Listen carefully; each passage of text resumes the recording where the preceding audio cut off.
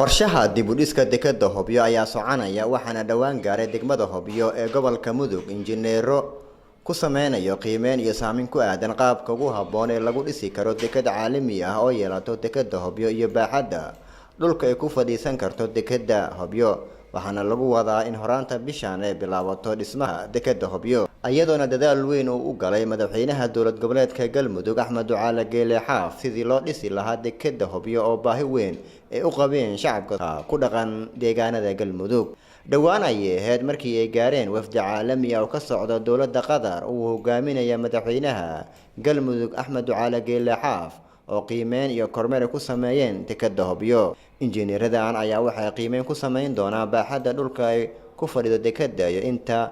geli karto dhaqaale ahaan madaxweynaha Galmudug Axmed Ducaale Geele Xaaf ayaa hore u ballan qaaday in sida ugu dhaqsiyaha badan loo dhisi doono dekedda Hobyo taa oo baahi weyn u qabaan shacabka ku dhaqan deegaanada Galmudug gaar ahaan kuwa ku nool degmada Hobyo dhismaha dekeddan ayaa waxay ka qayb qaadan doontaa horumarka isha dhaqaale ee deegaanada Galmudug iyo guud ahaan kaabayaasha dhaqaale ee dalka Soomaaliya waxay ahayd markii 23kii bishii January ee sanadkan uu madaxweynaha Soomaaliya Mudane Maxamed Cabdullaahi Farmaajo oo uu weheliyo madaxweynaha dowlad goboleedka Galmudug Mudane Axmed Ducaale Geele Xaaf ee dhagax dhigeen dekedda Hobyo